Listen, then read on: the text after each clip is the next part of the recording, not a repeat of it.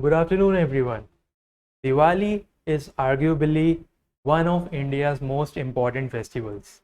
Obviously, you all know it signifies and represents the triumph of good over evil, knowledge over ignorance, and such other synonyms and phrases you can very well apply.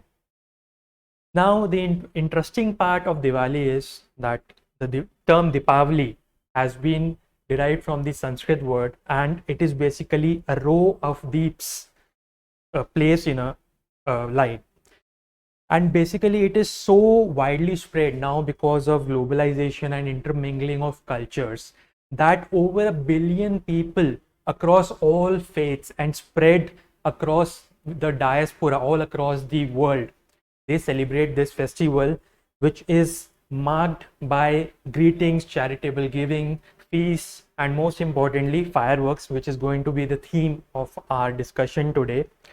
And it is so widely popular that over the years it has spread itself to so many countries and regions that it is now comparable to the importance given to Thanksgiving and Christmas in the United States of America. One another important fact I would like to share with you, that it is the festival of Deepavali or Diwali is based on the Hindu lunar calendar, unlike the Gregorian calendar which we are all used to, and it basically falls just before the new moon, which the date it falls between the Asivni and the Kartik months according to the lunar calendar. And that is why, because a little bit of geography and science in this, because the orbits and the speed, the sidereal period of moon does not exactly coincide with that of the earth, so it keeps on varying in position every day.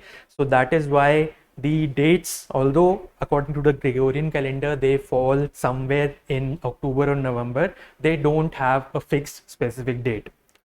But unfortunately, uh, although being a festival of lights, every year during Diwali, the nights are covered with a thick blanket of smog, courtesy the firecrackers which we burst.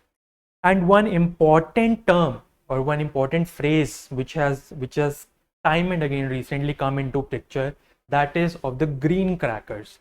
So today we are going to understand that, are these green crackers really eco-friendly? Do they cause pollution, or are they environmentally sound? So recently, if you might have heard, in Delhi, the government of Delhi has placed a blanket ban on all crackers, including the green crackers, up till January 1st, 2023. Unlike Delhi, some other cities like Gurgaon and Chandigarh, they have allowed the sale and the bursting of green crackers. So now the heading, as you can see, is a sound environment or a weird smoke screen. So we really don't know, unless we go into depth, that whether it is really eco-friendly or not.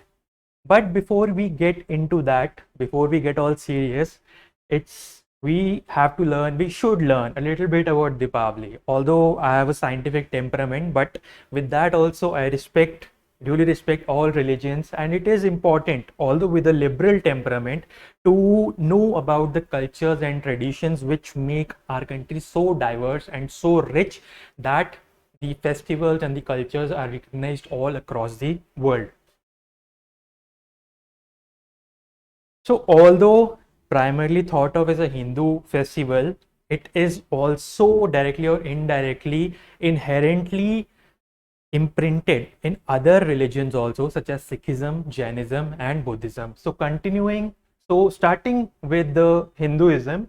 So Hinduism is considered as one of the oldest living religions on earth, dating back to around 2 millennium BC. It is basically there are several versions of stories which Diwali connotes or Diwali delineates, and there are several versions, but each of them is worthy of understanding and listening to. So basically all these stories revolve around God Vishnu and his various reincarnations in the form of Krishna or Lord Rama. And the basic task that Vishnu has is to restore balance. That is the triumph of good over evil. So here you can read all the text, but various geographic communities, and he's the sustainer. Vishnu is a sustainer. Like in Confucius or Taoism philosophy, we have the yin and the yang. Similarly, Vishnu, some themes are common across all religions. So here also it is the triumph of good over evil. So in northern, now we coming to the temporal and spatial variations, we have in northern India, Diwali commemorates Prince Rama's triumphant return after after rescuing his wife Sita from the who had been kidnapped by Ravana, and who had come to his home place Ayodhya after 14 years of exile, which was imposed by the evil stepmother, or kind of Dashrath. Raja Dashrath was type of brainwashed by one of his wives, Kekai, who wanted his son Bharat to become the king, and obviously she was that seed of distrust or mistrust was placed in Kekai by her Dasi mantra. So anyways, but the point is, I think as far as I have read Ramayana, there was no there is no mention of firecrackers being at that time. So it's better also that this time, every Diwali, we should make do by, setting ablaze not the crackers but the deeps only. Anyways, so in South India, Diwali honors the victory of Lord Krishna over Narkasur, and who was again an evil type of entity, and who had imprisoned 16,000 women in his palace, and meted out harsh treatment to whomsoever who dared to stand up against him. Then in Western India, the festival celebrates Vishnu's banishment of King Bali, and whose immense power had become a threat to the gods. So basically, Vishnu banished him to the underworld. Then Diwali, of course, is also celebration of the Hindu goddess of fortune, that is Lakshmi. So we often there is a tradition of opening our doors and lighting our entire house so as to invite fortunes, and maybe some luck or lucky draw or money comes. And even businesses, they have a very importance. They consider Diwali as the start of their financial year. And so also in the early agrarian society, Diwali coincided with the last harvest festival. So currently this type of if we coincide, it is the end of the Kharif season, we can say. Then again, I was talking about its significance, Diwali's significance amongst other religions. So you must be surprised, many of you might be surprised. So for Sikhs, whose religion arose in the late 15th century as a movement within Hinduism, again, in Hinduism, Diwali is basically related to the incarnations of Lord Vishnu. But in Sikhism, it commemorates the release of the 17th century Guru Har Gobind, who returned home after 12 years of imprisonment by Jahangir. And interesting fact, another story goes like this, that Har Gobind was the first who conducted the militarization of the Sikhs, and it was basically in response to the execution of his father Guru Arjan by King Mughal Emperor Jahangir. And he basically represented the militarization by using two swords on both sides, one depicting the Miri and one depicting the Piri, that is to emphasize upon the spiritual authority. And he even established the Akal Takht in Harmandir Sahib, which is considered to be the highest authority among the earthly community of Sikhs, also known as the Khalsa.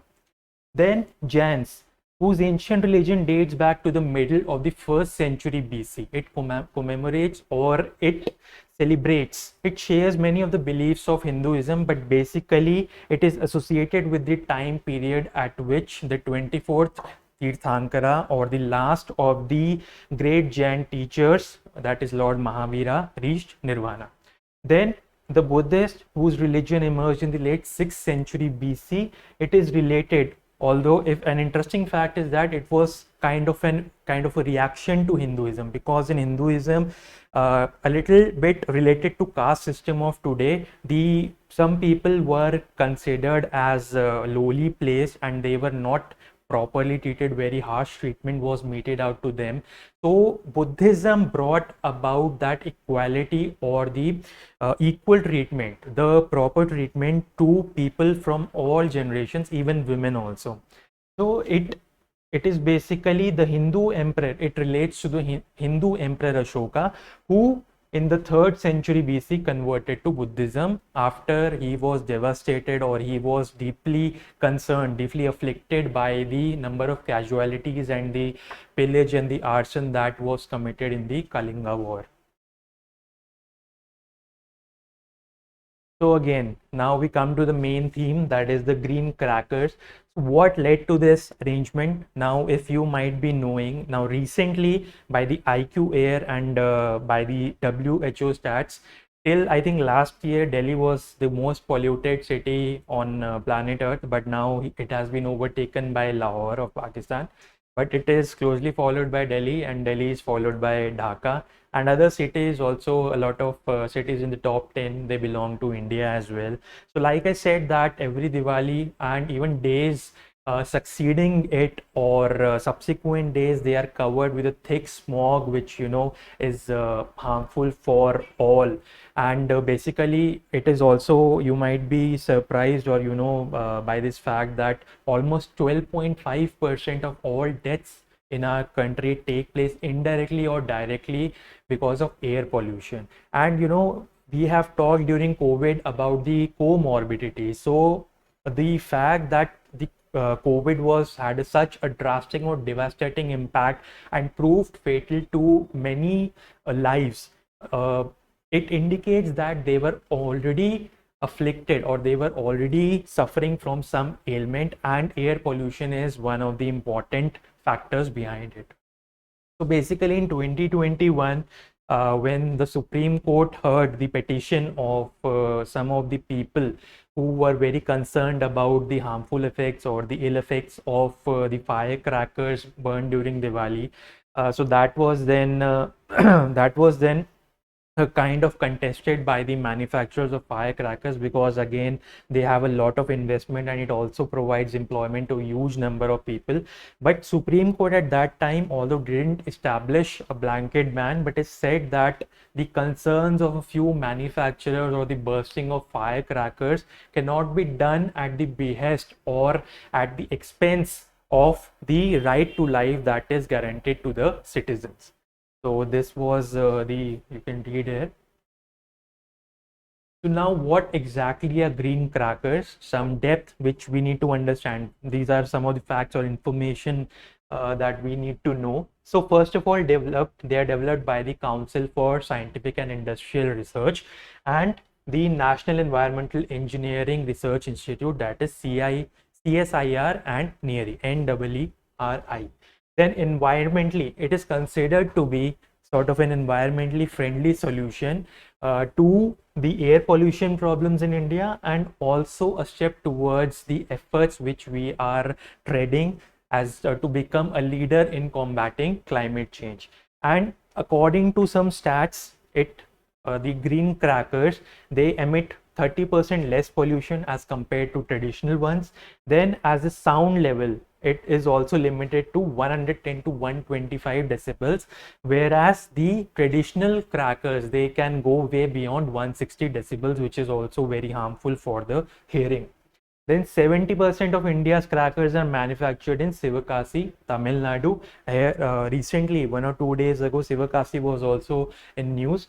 And this is basically the Shri Viliputhu temple, which also a symbol, this is an icon, not exactly the logo, but a logo of the TN or Tamil Nadu's government contains this temple.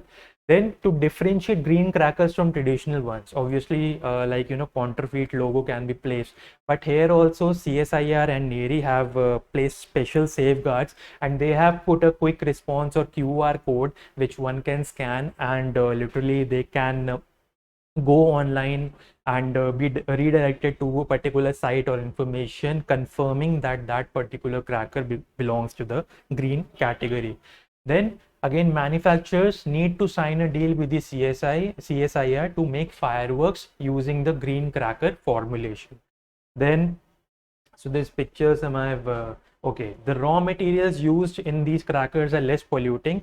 Simply, if I take an example, although the green firecrackers, they fall under different categories such as safe, shuffle, we'll be discussing those categories also. But basically, one example I can say that you might have observed that if any day is very a lot of pollution is there in the air, and immediately the next day some amount of rainfall takes place, so the pollution levels, the suspended particles, the particulate matter, the dust, soot, the carbon suspended in the air, it settles down because the raindrops, the water droplets settle, and so they go down. So similar type of concept is used in some of the green firecrackers also. Upon combustion, they release some water vapor which again settle on the dust particles or pollutants, and they help in reducing the amount of pollutants which are suspended in the air.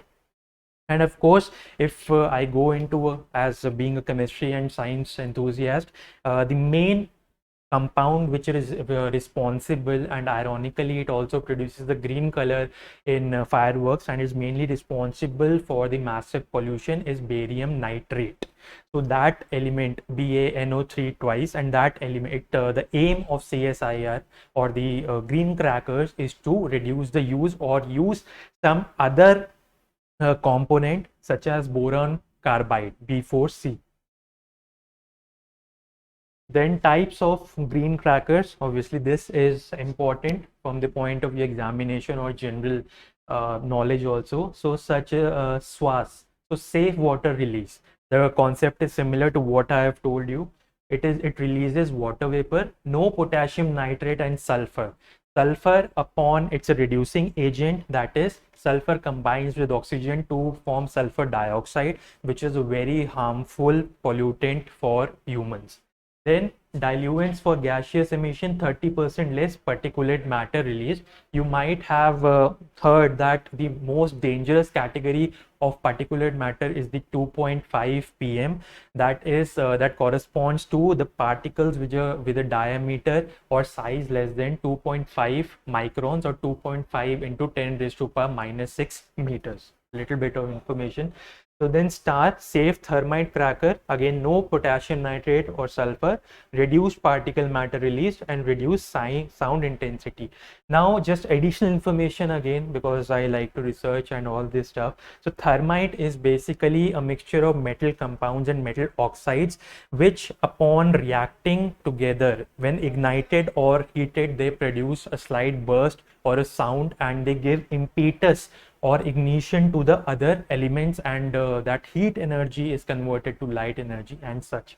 Then sulfur, safe minimal aluminium. Aluminium is also one of the harmful elements or this metal which is harmful for the human beings and the environment at large. So minimal usage of aluminium in this. Magnesium used in place of aluminium, and again reduce sound intensity. So these some of the factors, they can be asked in exam, or basically if you want to act smart, you can use this knowledge. Then again, composition of traditional crackers, such because we need to know, in order to understand what makes green crackers stand apart, we need to understand what are the components, what are the criterion, or what are the constituents that need to be focused upon or need to be replaced. So first is fuel, that is charcoal or thermite. That is the fuel which gets ignited to provide heat energy, and then it provides that energy, and that energy gets converted into light energy, or it releases pollutants and stuff. Then oxidizing agent, nitrates and chlorates.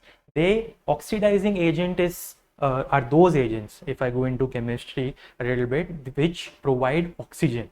So nitrates and chlorates, nitrates is the formula is NO3 negative, and chlorates is basically ClO3 negative. So they produce oxygen inside the cracker, because oxygen again is very important for combustion. Then reducing agent is one which is oxidized by the oxidizing agent. That is, for example, sulfur, it combines with oxygen to form sulfur dioxide. Then we have regulators for burst speed and intensity. We also have some binding materials, but again the most important portion or the most harmful effect are caused by this coloring agents which are highly toxic in nature. Again, this is interesting from the point of view of chemistry also, and in some exams also they have asked this question. Recent example is the BPSC. So basically the use of different amount of metals or elements, they provide different colors to the light upon combustion. So white light is produced by the use of aluminium, magnesium and titanium. Then red, strontium salts, nitrates, carbonates, sulfates. Carbonates are CO3 2 minus. And calcium salts, carbonates, chlorides, sulfates. Then green, barium salts, nitrates, carbonates, chlorides and chlorates. Then sodium salts are responsible for the yellow color, nitrates and oxalates. And then copper salts, carbonates and oxides. Salts are basically when the elements, the positive side, they combine with the negative side, basically the combination of the metals with the non-metals. So they are called salts. So these salts are these are the ones which not only provide color but are the major ones which are causing the main problems. Now, some things which generally people ignore or don't focus upon are the harmful effects. Although, I cannot uh, prevent you or forbid you from using crackers, just like, the lungs, the tar laden lungs are drawn on the cigarette packets, and even then they are not sufficient to deter the smokers. So similarly, but I wish to, if one is aware of these kind of diseases, maybe one may be deterred or maybe reluctant to use crackers. So some of the harmful impacts of the elements or the metals which are there. So lead, it impacts the nervous system, adverse impact. And this is basically not some kind of microorganism. This is the neuron or the nerve cell with the axon and the tail. So it's a kind of biology knowledge for you also.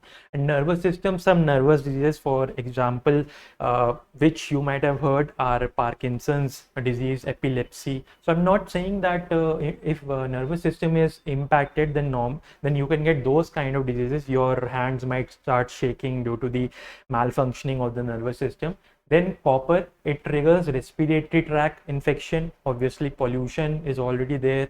They go into the pollutants of particulate matter, especially PM 2.5. They enter the lungs, they hinder the breathing or the exchange of oxygen and carbon dioxide and so forth.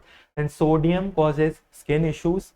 Magnesium, it's not mental fume fever. This I forgot to correct because in the newspaper it was written mental. It is actually metal fume fever. There's no such thing like mental fume fever. It basically, this is derived from the people who work in the steel construction energy. The fume fever is caused by the burning of those metal oxides, and the symptoms are similar to that of influenza or common flu, that is chills, headaches, high temperature, etc. Then we have nitrite, the irritation, which causes irritation in mucous membrane, eyes and skin.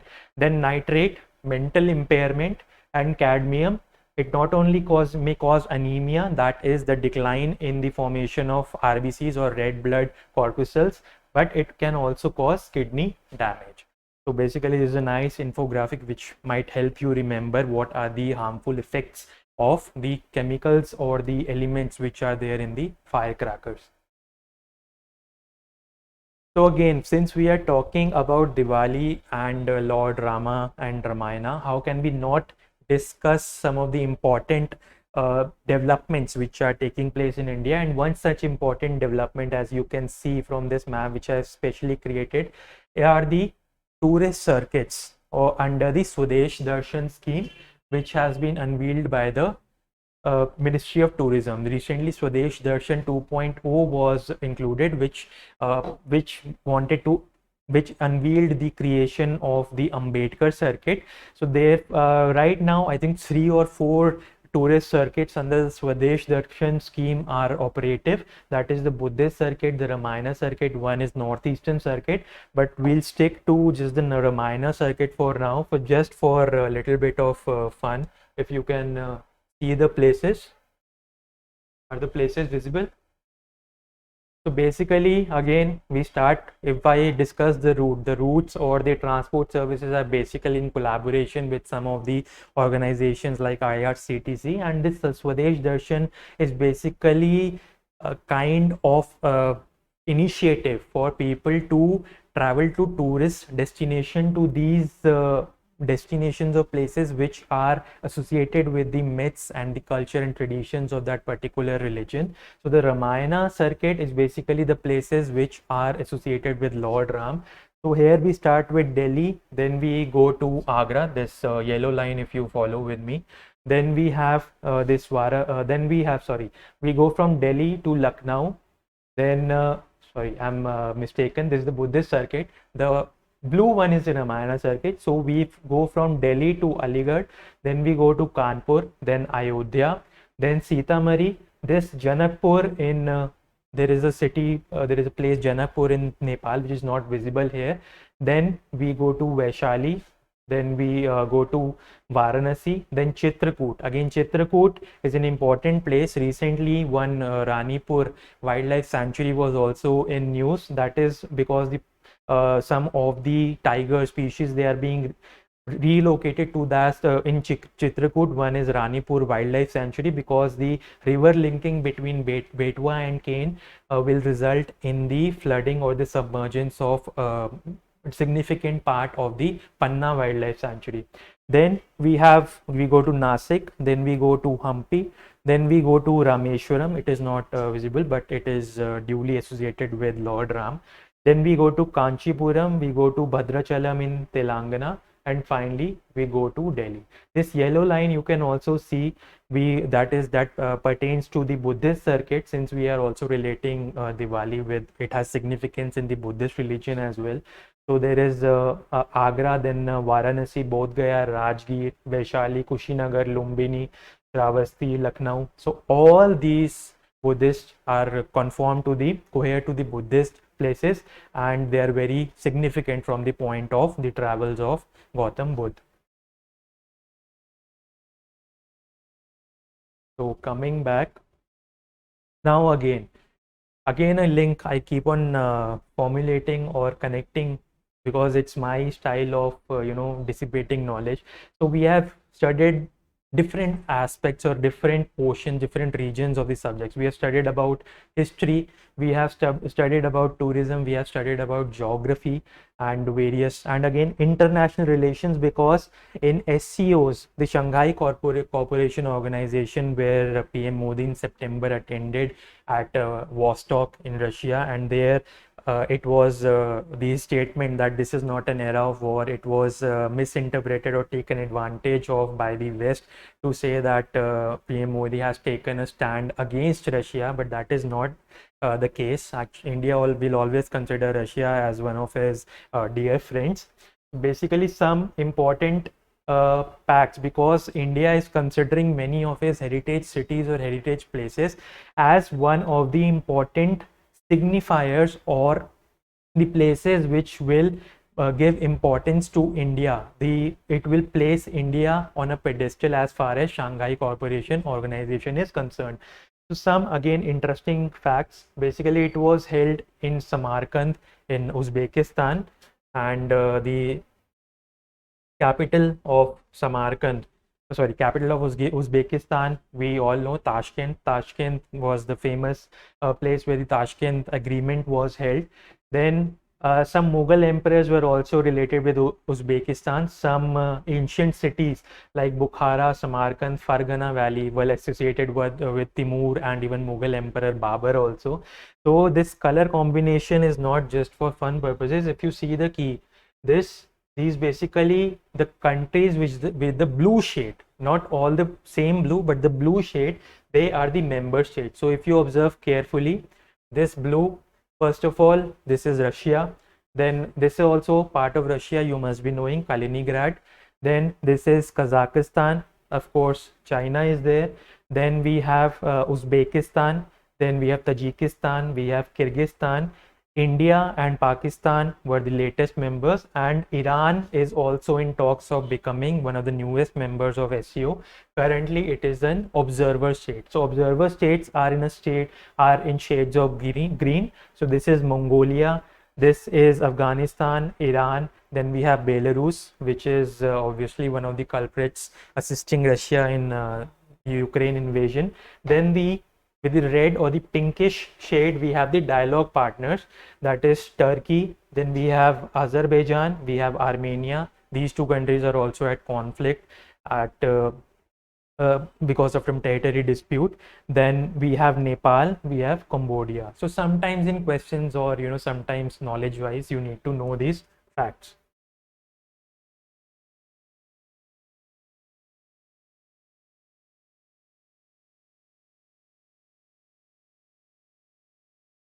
So although it was a short session, but I've written this bus. The sun glows for a day, a candle for an hour, matchstick for a minute. Actually, this is geographically incorrect because it glows continuously anyways, but a wish burns forever. So I only wish the best of you, that is knowledge should, like I said initially, that knowledge should rule or triumph over, it should obtain a victory over the ignorance. And again, I can just beseech you to celebrate an eco-friendly Diwali, even if you can avoid the green crackers also, although sale and purchase are banned in Delhi, but they can be again procured from other cities like Gurgaon. But basically you may stick to burning diya and lighting, setting ablaze the lanterns and all in the places such as Raiganj in West Bengal. They have these lanterns you might have seen in movies. They float in the atmosphere, and they shine bright in the night sky. So basically, again, important, it is spread. The festival of Diwali is spread over a period of 5 days basically. So this year, as I said, that it is based on the Hindu lunar calendar, so it is spread over a period of 5 days, that is 22, 23, 24, 25 and 26.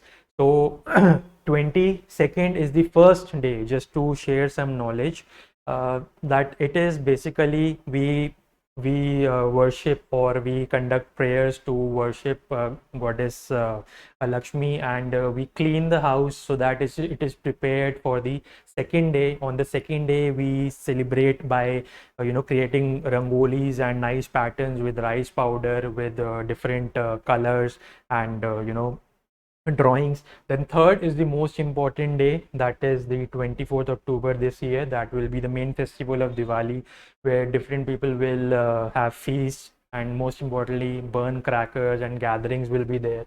Then we have the 25th, there also we have the Govardhan Puja. And finally 26th is the Bhai Dooj, uh, where the sibling rivalry takes place. So that is to honor the brothers of our country. Basically, this is the entire thing, and with this, I wish to conclude. Until we meet next time, Jai Hind.